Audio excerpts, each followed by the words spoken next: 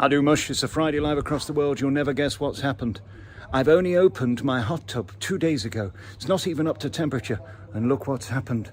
The dinghy divers have swam all the way from the Kent coast and they're already trying to land in my hot tub. The local hotels are full already. But are there any children? Seems not. I think there's shenanigans afoot.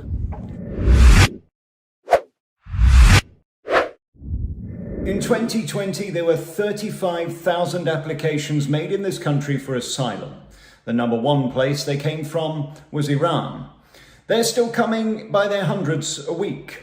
And on the south coast, two things have happened to stop us finding out about it. Those local journalists who want to film them have been banned under court orders, and Priti Patel has asked social media to stop these people filming themselves and putting it on TikTok as they dinghy dive across the channel. We've got new figures today exclusively here at The Voice of Reason by our correspondent Liam T down on the south coast, who has found out the official number of children that have come across on those boats so far this year. And the number, despite being in the thousands in total, is just 24 children have come across in dinghies.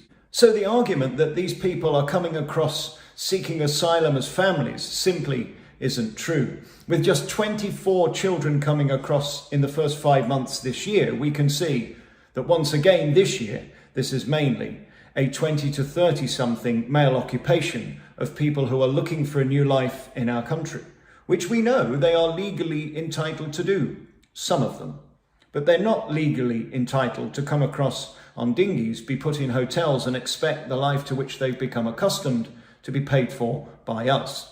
In fact, we see even more ridiculous stories this week that apparently they're very upset that their credit cards that we give them to spend their little bit of money on aren't being processed quick enough, and they're being put at a disadvantage, affecting their human rights. I wonder how many people who have had their benefits cut in this country who haven't killed themselves have the same sort of frustration that their credit card isn't working either. You know, we've got a major problem in this country when we see this figure in black and white that just 24 children came across. Now, that is not to say that those 24 children don't matter, they do. And we know, of course, that a baby was found washed up on a shore 500 miles away, in Denmark or somewhere, where it had been tossed over the dinghy in rough seas and didn't make it, along with the rest of his family. And this is just appalling. But the issue is not them falling overboard. The issue is them being allowed to leave the French coast. The issue, as we know, is not the fault of the dinghy. The issue is the fact that they're being allowed to leave the French coast and then being escorted to English waters where there is a conversation in cahoots between the French and border force to arrange to pick them up, sometimes in French waters.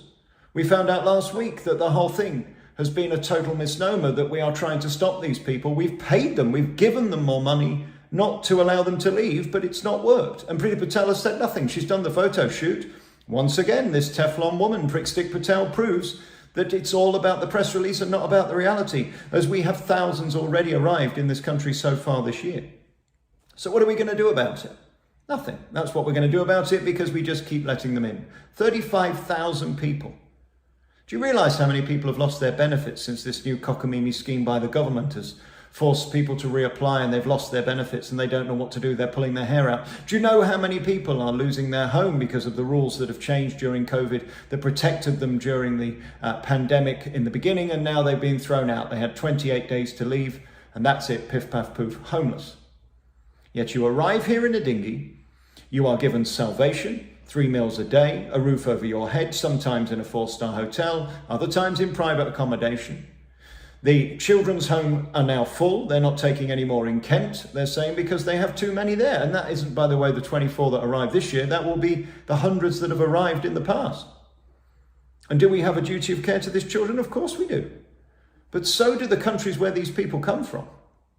But of course we're England, and we just go, come in, no problem. The French, go on, fuck off, we don't want you. And we're escorting them into Dover, we're escorting them through Folkestone, we're taking them up and down the country in buses to hotels like the one here in Nottingham. And we're expected to just say nothing. But this is an interesting document from our friend Liam T, proving that this is not a family issue. This is not about children. The proportion is tiny, less than 1%. 24. There have been thousands so far come into our borders that we know of. And they're the ones that have come through the right routes via Border Force or the RNLI, who are also being used now to escort them to their hotels. Possibly the Ritz. You never know. Well, you know, there's so few hotels available these days.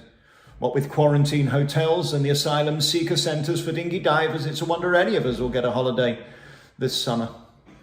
Next thing, they'll be using butlins and pontins. Mind you, that will teach them a lesson.